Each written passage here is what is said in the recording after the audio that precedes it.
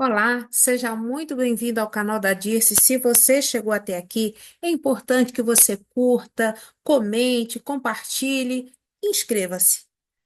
Na videoaula de hoje, vou falar sobre a obra Memórias de Marta, de Júlia Lopes de Almeida, leitura exigida para o vestibular da FUVEST 2026, que seleciona os candidatos para a USP. Você conhece Memórias de Marta? Não? Você conhece a autora Júlia Lopes de Almeida? Também não?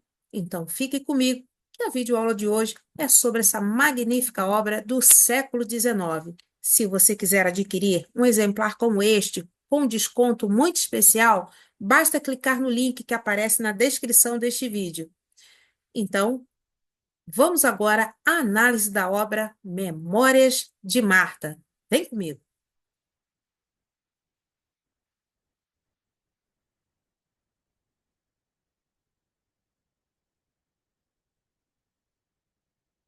O livro se chama Memórias de Marta e a escritora é Júlia Lopes de Almeida, uma escritora vanguardista do século XIX. Aqui é uma imagem de Júlia Lopes de Almeida, quando jovem, e aqui um breve resumo sobre a biografia de Júlia Lopes de Almeida. Júlia Valentina da Silveira Lopes, 1862 e 1934. Ela nasceu no Rio de Janeiro no dia 24 de setembro de 1862. Ela era filha de pais portugueses emigrados para o Brasil. Foi uma escritora e dramaturga brasileira. Morreu em 1934. Ela foi símbolo vanguardista, lutando não apenas pelo direito das mulheres, como a educação formal, o divórcio, o acesso ao voto, mas também pelo abolicionismo, pela República e a favor dos direitos civis. Tornou-se escritora do jornal A Gazeta de Campinas. Em 1884, passou a escrever folhetins para o jornal O País. Para quem não sabe, folhetins era uma estrutura do romance do século XIX. Antes de se tornar um livro, os romances eram publicados nos periódicos. Então, havia uma publicação diária nos jornais de capítulos do romance. Isso era muito comum no século XIX. E a esse tipo de estrutura, eles chamavam de folhetins. E foi o que aconteceu com Memórias de Marta, publicado em 1888. A Júlia Lopes integrou o grupo de escritores e intelectuais que participou da fundação da Academia Brasileira de Letras. Olha a importância dela. Isso em 1897, estando ao lado de escritores ilustres, pessoas famosas como Machado de Assis, Olavo Bilac, Graça Aranha, Joaquim Nabuco e Rui Barbosa. Júlia fazia parte da primeira lista dos 40 imortais da Academia Brasileira de Letras. Porém, na primeira reunião da ABL, seu nome foi excluído da lista. E sabe por quê? A justificativa era que deveriam manter a academia exclusivamente masculina, seguindo os moldes da Academia Francesa de Letras, que não permitia a participação feminina nas reuniões. Coisas do século XIX. A obra de Júlia Lopes, ela pode ser classificada, né? Ela se identifica com o naturalismo. Os textos que ela publicou nos jornais abordavam a condição da mulher na sociedade da época. Memórias de Marta apresenta o gênero romance, se apresenta no gênero romance. Então, qual é o gênero de Memórias de Marta? É o romance. Esse romance é uma autobiografia ficcional da personagem Marta. O que significa isso? Que a narradora Marta conta as suas memórias, as suas lembranças, desde a infância até a idade em que se encontra no presente da narrativa. Então, separei aqui 3 fragmentos do livro para comprovar que o romance é uma autobiografia da personagem Marta. Primeiro, lembro-me, por exemplo, de um ângulo de quintal, onde havia um banco tosco e um tanquezinho redondo que servia de bebedouro às galinhas. Então, esse fragmento começa com o verbo lembrar. Lembro-me é uma recordação, é uma lembrança, é uma memória. Os quartos, os móveis, os criados, de tudo isso me recordo às vezes, mas numa fugacidade tal que não me fica a sensação da saudade, mas da dúvida. Mais uma vez, ela usa o verbo recordar, né? De tudo isso me recordo às vezes. Então, usou o verbo lembrar, usou o verbo recordar, é uma autobiografia, são suas memórias, são suas lembranças. Assim, cheguei à idade de 20 anos, passando o melhor tempo da vida a estudar para ensinar. Mais uma memória, mais uma lembrança da personagem Marta. O foco narrativo, portanto, é a primeira pessoa. Há aqui um narrador personagem que é a própria Marta. Fragmento que justifica. Tenho uma ideia vaga da casa em que nasci e onde morei até aos 5 anos. Um ou outro canto ficou desenhado em meu espírito. Quase tudo, porém, se perde no esboço confuso. Então, é ela tentando, né, ali lembrar da casa. Ela tem uma lembrança vaga da casa em que ela nasceu e onde ela morou. Ela usa o verbo em primeira pessoa, o verbo ter. Tenho. Usa o verbo nascer na primeira pessoa, nasci. Usa o verbo morrer em primeira pessoa, morei, né? Morrer não, morar. Em primeira pessoa, morei. E usa aqui um pronome em primeira pessoa, meu espírito. Então, isso prova, tudo isso prova que o foco narrativo é em primeira pessoa, portanto, é um narrador personagem. Como que é o tempo da narrativa? O tempo é o século XIX. Ela começa a contar a história, é, as suas memórias, desde sua infância até a presente data, né, em que ela se encontra. Então, na sala, ainda há pouco, ruidosa, reinava um silêncio apenas cortado pelo tic-tac do grande relógio de parede, colocado sobre o crucifixo de marfim em frente ao retrato litografado do imperador. Quem é esse imperador? É o Dom Pedro II, portanto, é o século XIX. Então, a história acontece no século XIX, é narrada, né, no século XIX.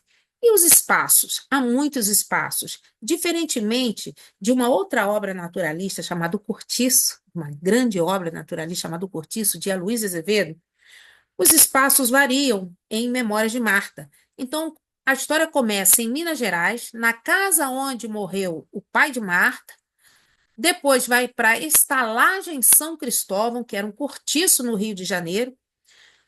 Acontece também, a narrativa acontece na escola pública da freguesia onde ela morava, a escola normal, onde ela passa a trabalhar. O chalé cor de pérola alugado. Esse chalé ela aluga porque ela sentia vergonha de morar no cortiço. Então, ela aluga o chalé cor de pérola.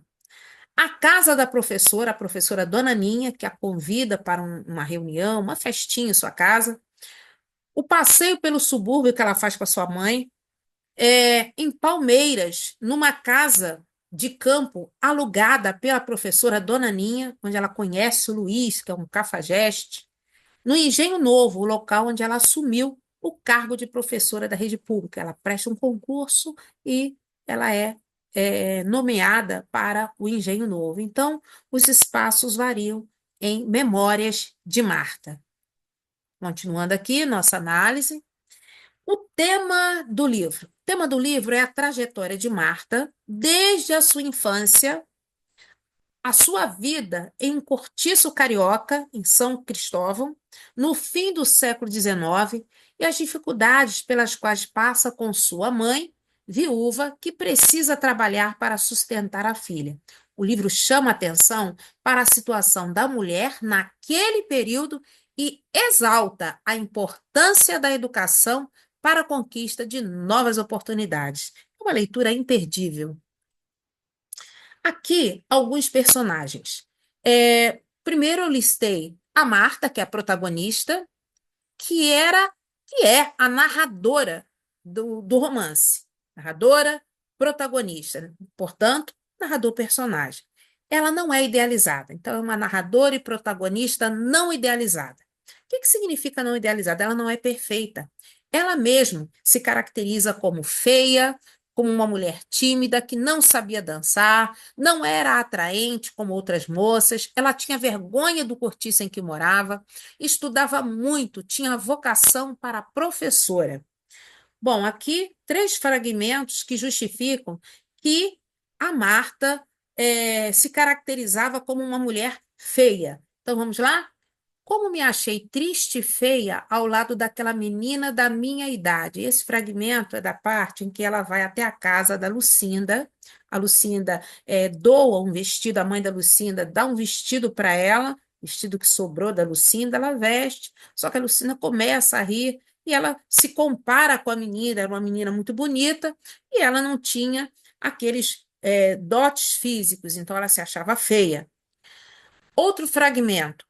Talvez que eu mesma, sempre pobre, humilde, modesta, feia, invejasse aquele brilhantismo de Clara, aquelas joias, aquelas plumas, aquele aroma, aquela formosura. Então ela também sente um pouco de inveja, né, da amiga de escola da Clara. E ali ela também se acha feia. Mais um fragmento. Lá no capítulo 6, eu, além de feia, era inabilidosa, ela se julga inabilidosa para a costura, né? Não tinha talento eh, para esse tipo de serviço, né? Ela não sabia, ela era inabilidosa para a costura e outras atividades. A mãe de Marta também é uma figura muito importante nesta história. A Marta é a protagonista, mas a mãe ganha uma dimensão, uma importância muito grande. A mãe de Marta também se chamava Marta. Era uma viúva, era uma engomadeira, lavava, passava. é, Ela era tuberculosa, muito doente, trabalhadeira, uma mulher vilipendiada. O que é isso? Uma mulher desprezada pela sociedade por causa do marido. O marido da Marta era um caixeiro viajante que foi assaltado. Só que os patrões não acreditaram que ele tinha sido assaltado e achavam que ele tivesse roubado o dinheiro. E com isso, ele se sentiu muito mal e cometeu um suicídio. E, mesmo depois de morto, a empresa, né, continuou acusando o marido de Marta, de roubo, né? Ele continuou, ficou com aquela reputação manchada. E com isso, a Marta é despejada de onde ela vivia e é desprezada pela sociedade. Então, a mãe é amiga da filha. Muito importante esse laço de amizade entre mãe e filha. Ela lutou para que a filha melhorasse de vida. É uma companheira da filha, é a sua protetora desde a infância. Então, é muito importante a Marta. Então, a Marta faz de tudo. Ela, inclusive, chega à exaustão. Ela está muito doente, mas ela continua trabalhando porque ela quer ver a filha formada, quer que a filha mude de vida. Então, é uma personagem muito forte, apesar de doente, ela é muito forte. E ela vai se mantendo assim até a sua morte. Ilhoa. Ilhoa é uma mulher que nasceu em uma ilha. A Ilhoa, assim é chamada na história, é mãe de Carolina, Rita e Maneco. Uma mulher brava, furiosa, que brigava com os filhos e brigava com quem fazia mal aos seus filhos. Uma mulher muito brava. Carolina é uma das filhas da Ilhoa, é a filha mais velha da Ilhoa.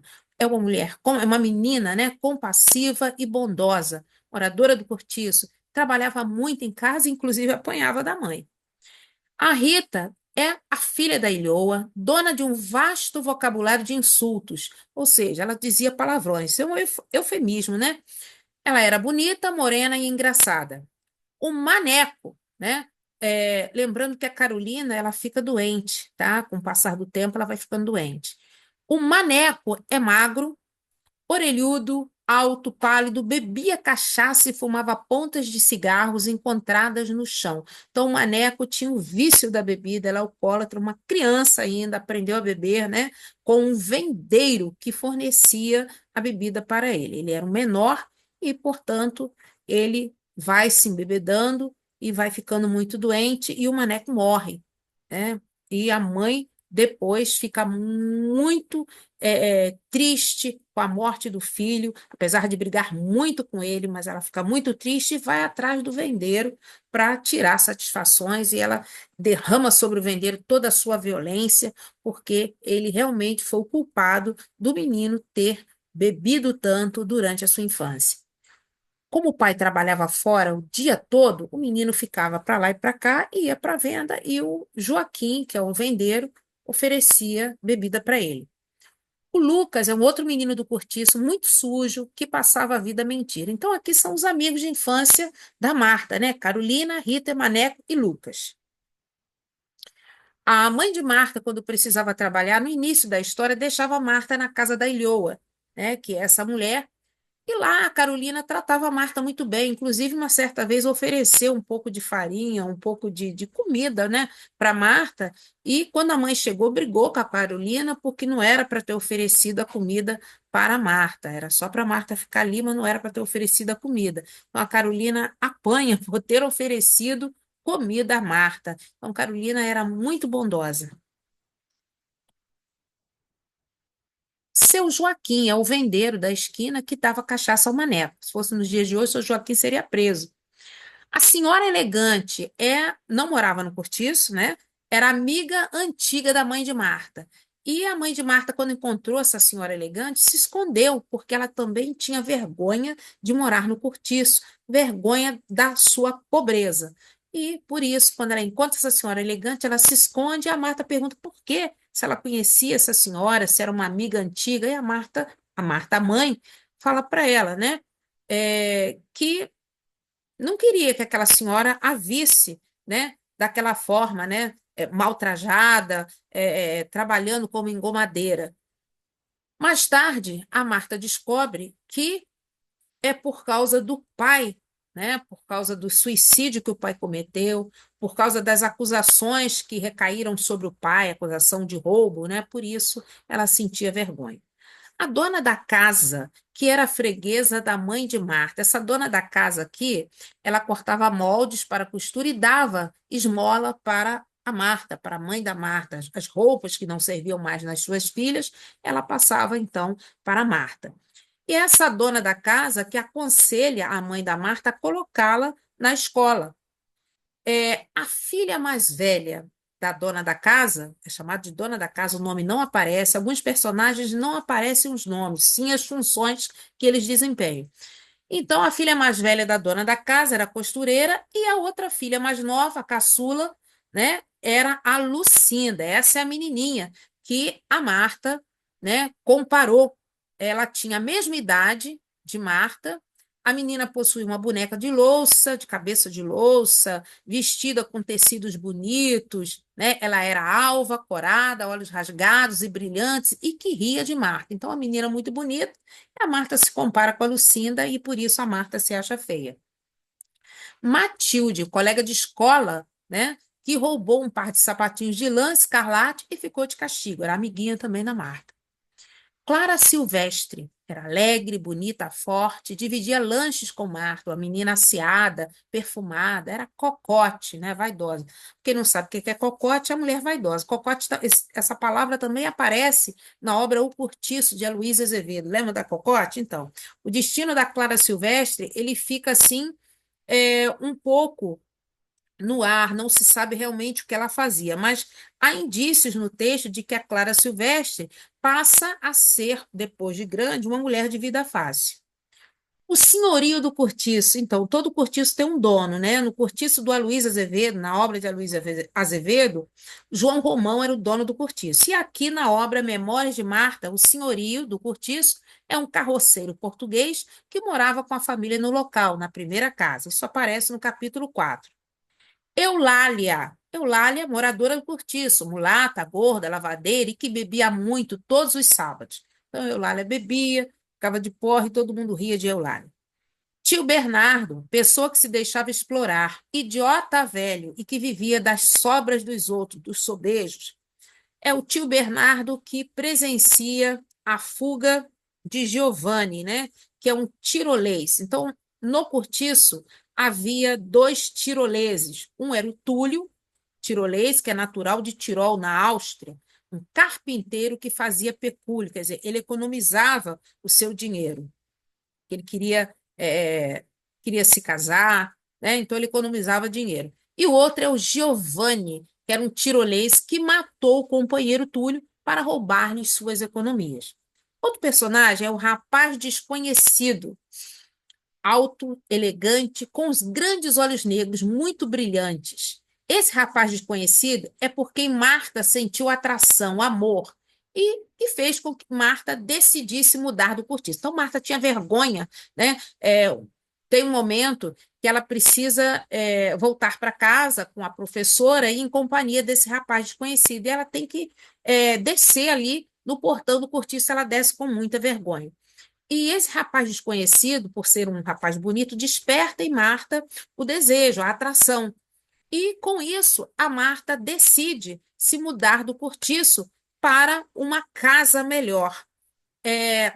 Ela, a princípio, ficou assim indecisa se mudaria ou não, porque era uma casa um pouco mais cara, elas ganhavam um pouco, mas depois que ela conheceu esse rapaz, que é o rapaz desconhecido, ela decidiu se mudar do cortiço para uma casinha melhor.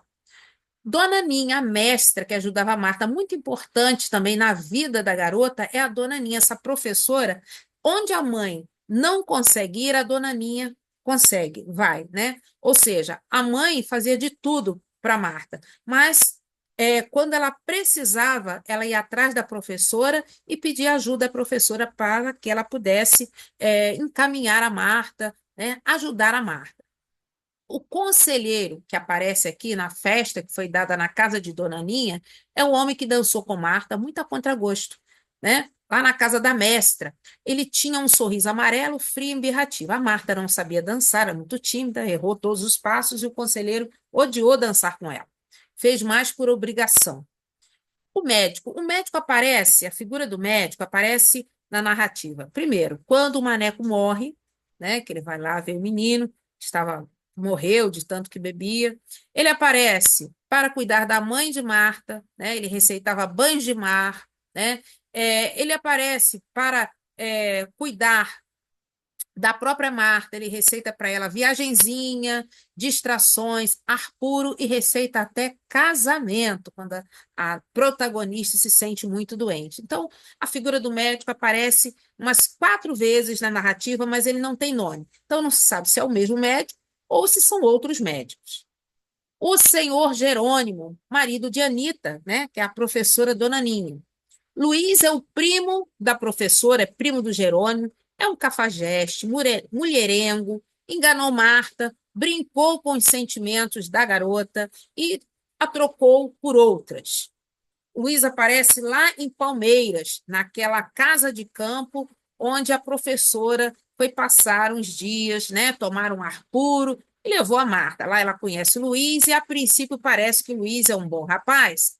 Ele recita versos, escreve um madrigal para ela, que é um verso dedicado à mulher.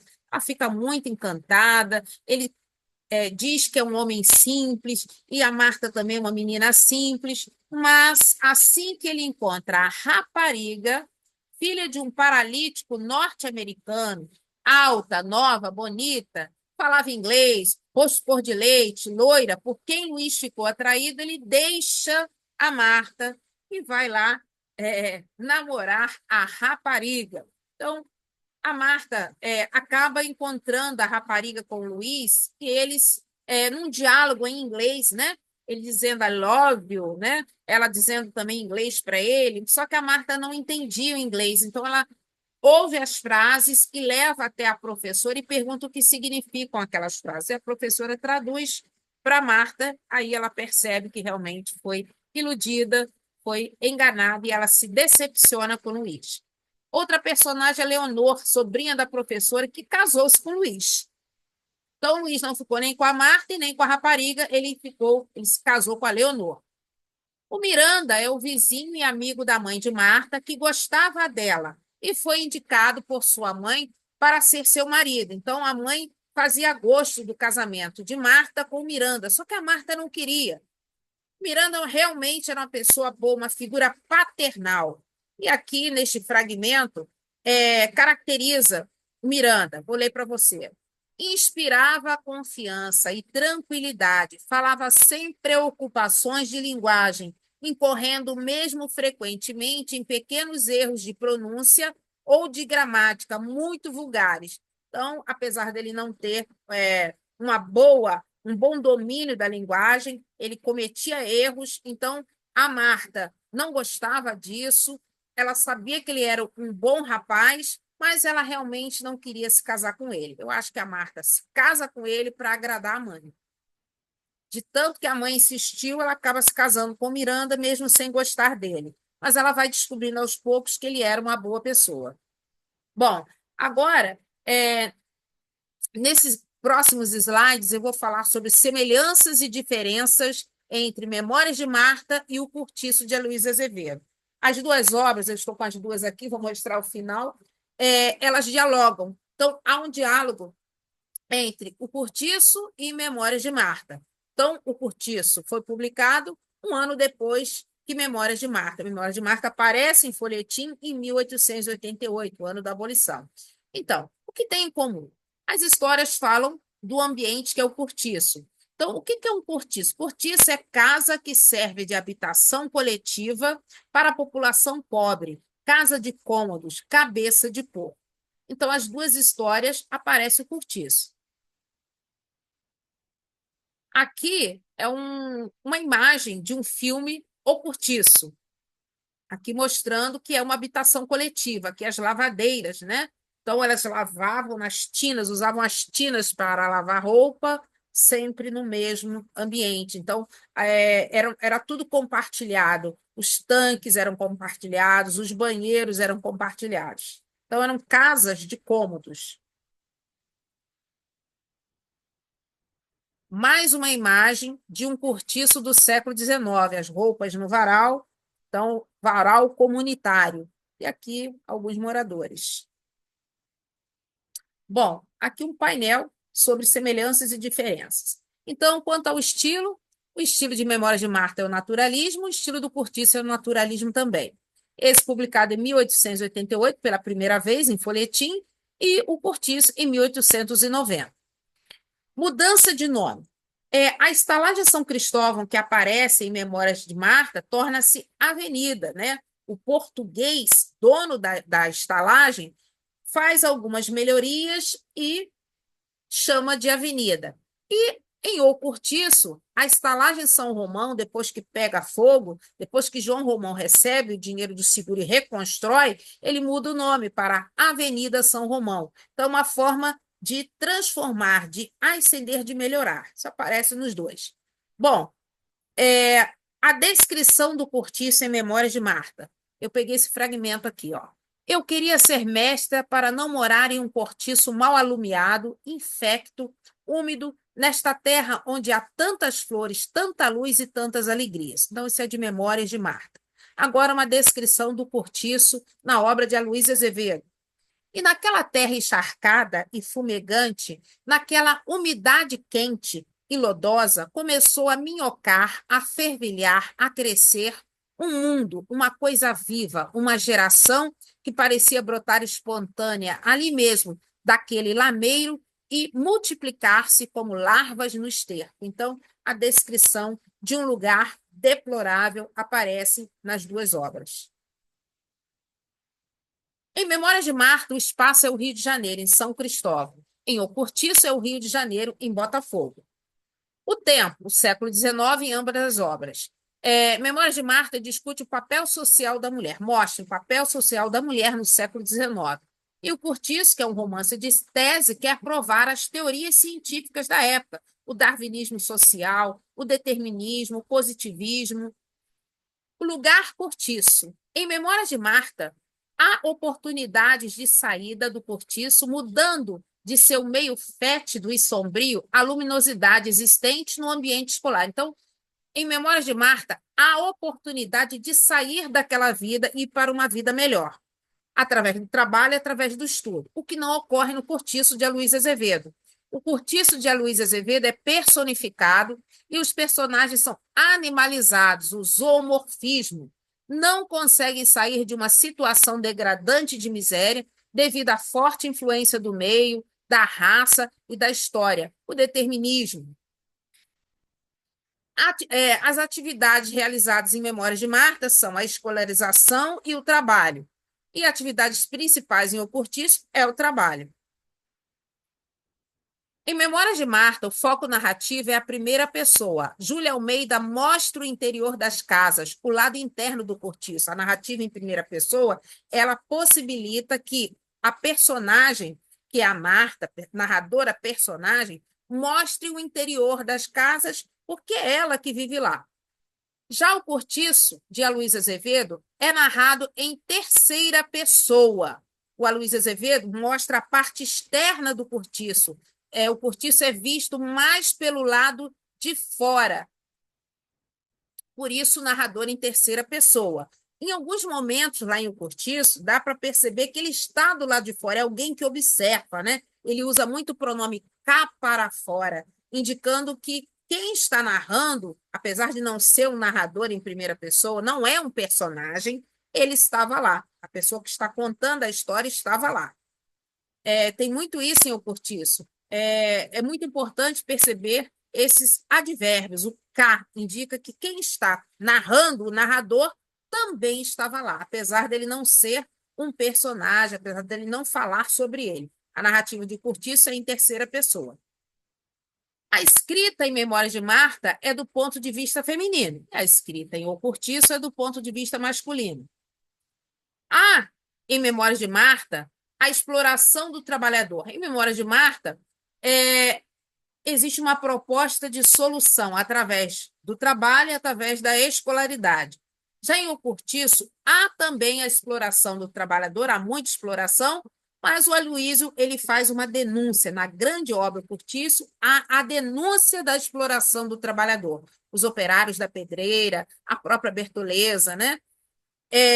O papel social da mulher. As mulheres, em Memórias de Marta, então tem a Marta filha, que supera sua condição social pelo estudo e pelo trabalho. E tem a Marta mãe, que fica viúva, trabalha exaustivamente para ver a filha formada e concursada. E como são as mulheres em O Cortiço de Aloysio Azevedo?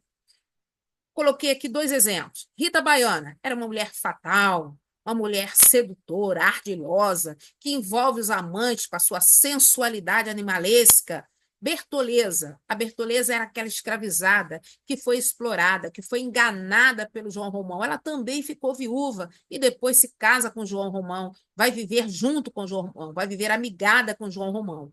Na verdade, ela vive amigada. Ela trabalha muito e é enganada por João Romão com uma falsa carta de alforria.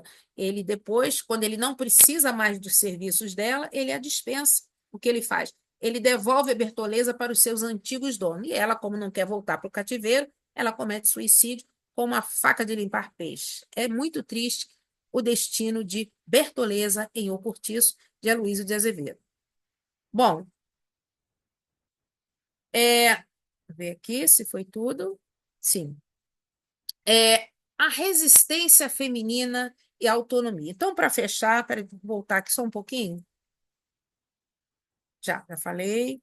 Então, agora é aqui mesmo. Então, para fechar a videoaula, eu selecionei dois períodos aqui do romance Memórias de Marta, que falam sobre a resistência feminina, a autonomia e o papel da mãe, da mulher, da mãe. Então, o primeiro é quando a protagonista passa num concurso público e a mãe quer que ela se case. Ela vira para a mãe e diz o seguinte: alcancei uma posição independente, não precisarei do apoio de ninguém. Então, essa é a mulher independente, a mulher que não precisa usar o casamento como ascensão social. Ela preferiu estudar, ela preferiu trabalhar, ela lutou para conseguir essa posição independente. Então, quando ela fala que alcançou essa posição independente, é a sua autonomia, é a sua resistência feminina. O papel da mãe. Aqui refere-se à mãe de Marta, né, que também se chamava Marta. E a narradora diz: com que orgulho eu penso na desvelada solicitude que tem em geral a mulher brasileira para o filho amado. Não o repudia nunca. Trabalha ou morre por ele, coração cheio de amor. Perdoemos-lhe. os erros da educação que transmite e abençoemo-la pelo que ama e pelo que padece. Então, ali mostra a força da mãe, a força da mãe da Marta, que também se chamava Marta, uma mulher que estava tuberculosa, muito doente, muito fraca, mas continuava trabalhando para que a filha pudesse ascender, para que a filha tivesse uma vida melhor. Então, elas escolheram aqui, em Memória de Marta, o caminho do estudo, o caminho do trabalho para sair do cortiço. Né?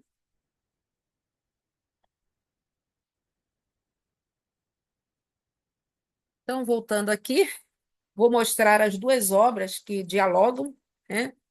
O Cortiço dialoga com Memórias de Marta. Então, nós temos aqui duas obras com temas muito parecidos, mas com abordagens diferentes.